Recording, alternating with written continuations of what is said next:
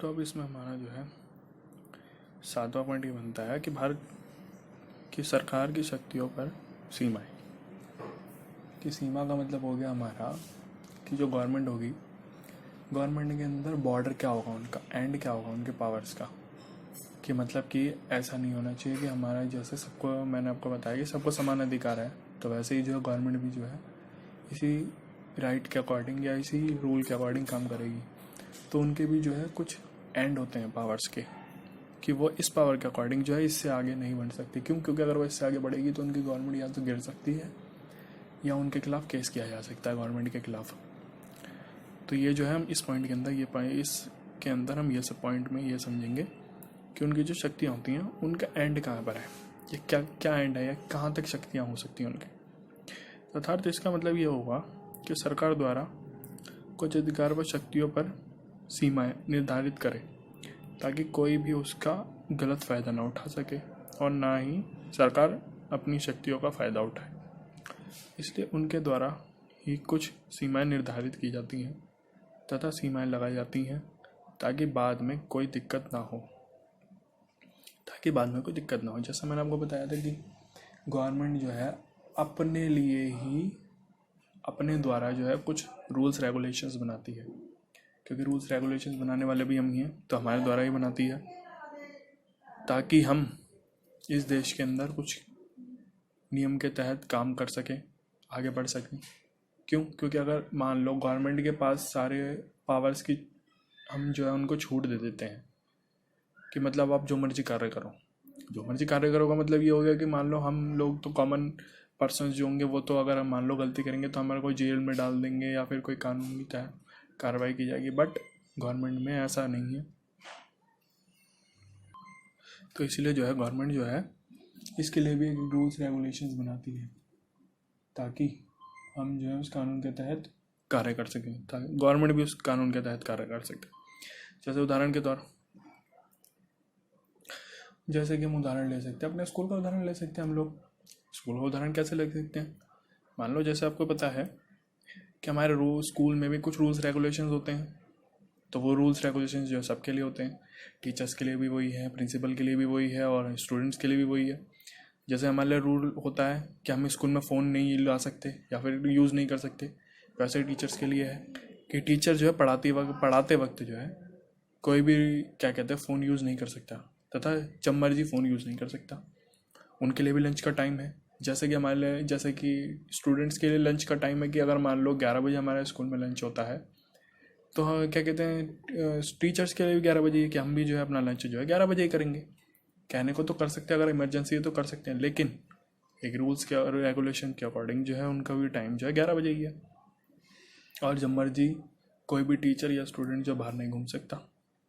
बाहर नहीं घूमने का मतलब ये है कि कोई भी बेमतलब के जो है कॉरिडोर में नहीं घूम सकता। जैसे कि हम तो घूम ही नहीं सकते, अगर हमको कहीं जाना है तो बेमतलब जो है बाहर कॉरिडोर में नहीं घूम सकता। कहीं पे भी सो नहीं, मतलब ये है कि क्लास में बच्चे सो नहीं सकते, क्योंकि क्लास जो है पढ़ने के लिए होती है। वैसे ही टीचर्स के लिए है कि टीचर्स भी जो है सो नहीं सकते जब वो स्कूल में आते हैं। तो ये एक आसान सा उदाहरण लिया गया है इसके अंदर स्कूल का समझाते हुए कि कुछ शक्तियाँ जो सीमाएं होती हैं, इसके अंदर मैंने एक स्कूल का उदाहरण इसलिए लिया है ताकि आप इजी तरीके से समझ सकें कि जो हमारे जो रूल्स रेगुलेशंस बनाए जाते हैं उसके हमारे पास क्या फ़ायदे होते हैं, क्या नुकसान होता है, ये सारी चीज़ें समझाई गई।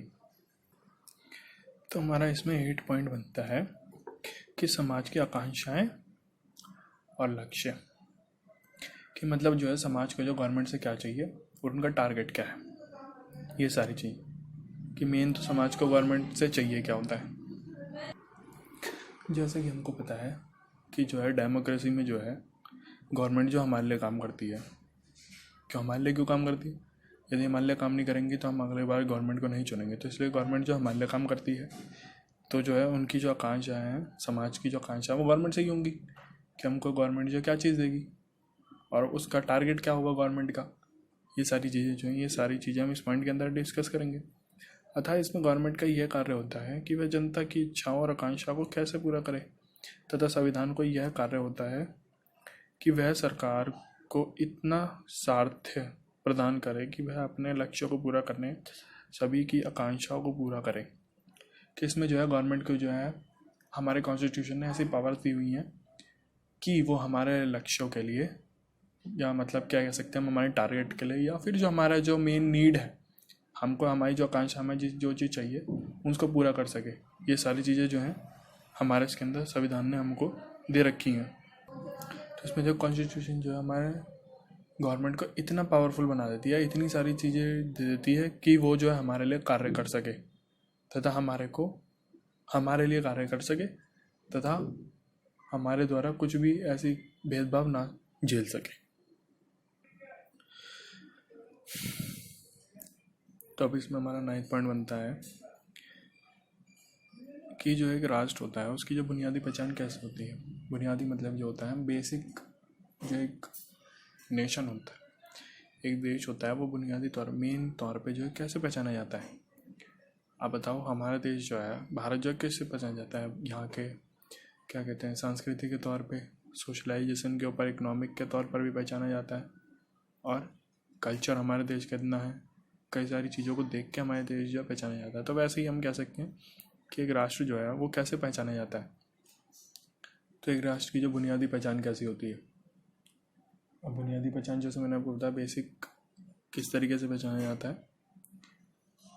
तो जो हमारा पॉइंट है इसमें कि एक राष्ट्र की सबसे बुनियादी पहचान होती है वहाँ के रहने वाले लोग व समाज से, तथा वहाँ के नियम कानूनों से। जैसा मैंने आपको बताया कि वहाँ के नियम कानूनों से पता चलता है कि एक राष्ट्र कितना ज़्यादा विकसित है। ये सारी चीज़ें, जैसे अगर हम यूरोपियन कंट्रीज़ की बात करें या अमेरिका की बात करें, अमेरिका कैसे पहचाना जाता है? वहाँ के नियम कानूनों से, वहाँ के विकास से, वहाँ की बड़ी बड़ी बिल्डिंगों से, वहाँ के रहन सहन से, ये सारी चीज़ें। हमारे देश कैसे पहचाना जाता है? यहाँ के कल्चर से, इकोनॉमिक से, यहाँ के खेत बगान से, ये सारी चीज़ों से हमारा देश पहचाना जाता है।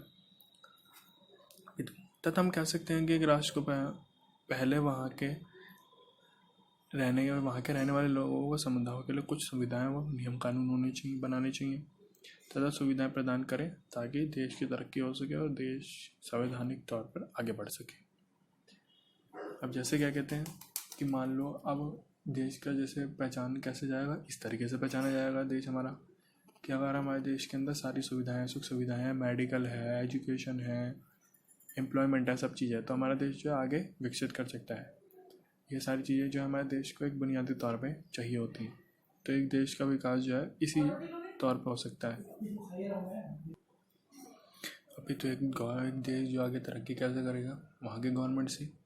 क्यों? क्योंकि गवर्नमेंट ही जो है हमारे देश को जो है सारी सुख सुविधाएं देती है। बेसिक नीड अगर गवर्नमेंट नहीं देगी तो हमारा देश विकास कैसे करेगा? जब विकास नहीं करेगा तो आगे नंबर कैसे आएगा? आगे बाहर के देशों में हमारे देश का नाम कैसे ऊँचा हुआ? ये सारी चीज़ें जो है एक बेसिक नीड्स जो होती हैं हर एक कंट्री की होती हैं। तो इसीलिए जो है बेसिक जो बुनियादी पहचान जो होती है एक देश की, एक राष्ट्र की, वो इस सब चीज़ों से होती है। अब हमारा 10वां पॉइंट ये बनता है कि संविधान को प्रचलन में कैसे लाएं। प्रचलन मतलब होता है कि लोगों के बारे में कॉमनली उनको कैसे पहचान दिलाएं कि कॉन्स्टिट्यूशन होता क्या है। अब मान लो जो अनपढ़ लोग होते हैं उनको नहीं पता होता संविधान पे होता क्या है, क्योंकि वो पढ़े लिखे नहीं। या फिर हम कह सकते हैं कि कुछ लोग ऐसे भी होते हैं जो सब चीज़ पता होने के बावजूद भी भूल जाते हैं, उनको भी नहीं पता होता। या फिर कुछ जैसे छोटे बच्चे होते हैं, छोटे बच्चों को तो पता नहीं होता कि संविधान होता क्या है। क्यों? क्योंकि उनकी क्लास में सारी चीज़ें बताई नहीं जाती, क्योंकि वो छोटे इतने होते हैं। तो अब उनको कैसे संविधान के बारे में बताया जाए, प्रचलन कैसे किया जाए? तो संविधान को अस्तित्व में कैसे लाया जाए, मतलब कि संविधान को किसने बनाया, उनके पास इनको बनाने की शक्ति कहाँ से आई, तथा इसको बनाने में कितना समय लगा, और इसको कैसे और कहाँ से बनाया गया, आदि चीज़ों के बारे में बताना। कि जैसे कि संविधान होता क्या है, ये हमारे देश को क्यों मिला है, इसको बनाया किसने है, उनके पास ये पावर कहाँ से आई, ये किन किन देशों से मिलकर बना है, क्या संविधान को मिलाकर बनाया गया है। ये सारी चीज़ें जो है एक संविधान को प्रचलन में लाने के लिए एक तरीका होता है कि उनको पता चल जाए कि हमारा कि बेसिकली कॉन्स्टिट्यूशन होता क्या है। क्या अब इसमें हमारा 11वां पॉइंट ये बनता है कि संविधान के जो मौलिक प्रावधान यानी फंडामेंटल पॉइंट आउट्स क्या है एक कॉन्स्टिट्यूशन के। एक संविधान का मौलिक प्रावधान ये होता है कि किसी एक समूह को बढ़ावा न देते हुए सभी को समान अधिकार और कार्य प्रवाहित करें, ताकि उनके मौलिक कार्य और कर्तव्यों अधिकारों का हनन ना हो, अर्थात सभी को समान न्याय और अधिकार कर्तव्य प्राप्त हों।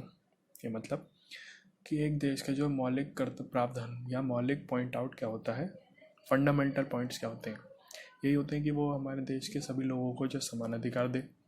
क्यों? ताकि उनके जो है अधिकारों का हनन ना हो सके, कानून और नियम की सुविधा प्रोवाइड कराए हमको। क्यों? क्योंकि अगर कानूनों का अगर मान लो कोई हमारा शोषण करता है तो हम उसके खिलाफ केस कर सकते हैं। ये सारी चीज़ें प्रोवाइड कराए हमारे को, तथा किसी एक धर्म को या जाति को बढ़ावा न दे। क्यों? क्योंकि अगर एक धर्म और जाति को बढ़ावा मिलेगा तो दूसरी जाति जो है उसके खिलाफ विद्रोह करेगी। अब विद्रोह करेगी तो देश की जो है तरक्की नहीं होगी। अब जब तरक्की नहीं होगी तो देश का जो है नाम अच्छा नहीं होगा, देश जो आगे विकास नहीं कर पाएगा। ठीक है, तो ये जो है गवर्नमेंट का काम है, या एक ये एक गवर्नमेंट का काम है कि जो है ये सारी चीज़ें प्रोवाइड कराए। संविधान का जो एक मौलिक पॉइंट आउट है जो एक गवर्नमेंट को देती है, ताकि वो जो है हमारे एक देश के अंदर ये सारी सुविधाएं जो है हमको प्रवाहित करे या हमारे को दे। जी, तो ये सारी चीज़ें जो है प्रवाहित करना संविधान का मौलिक प्रावधान, नियम और कर्तव्य है। तो हम कह सकते हैं कि ये संविधान का मेन पॉइंट है कि ये सारी चीज़ें हमको संविधान प्रोवाइड कराएगी, तभी हमारे देश का विकास होगा, तथा सब धर्म और जाति के लोग जो है आपस में मिलजुल कर रहेंगे। क्यों? क्योंकि अगर लोगों को समानता ही नहीं होगी तो वो साथ में मिलकर नहीं रहेंगे तो मतलब ये होगा कि हम अपनी जाति को हमेशा बढ़ावा देंगे, दूसरे की जाति को हम हमेशा नीची करेंगे तो आपस में विद्रोह होगा तो लड़ाई होगी। लड़ाई का मतलब ये है कि देश की जो है तरक्की रुक जाएगी।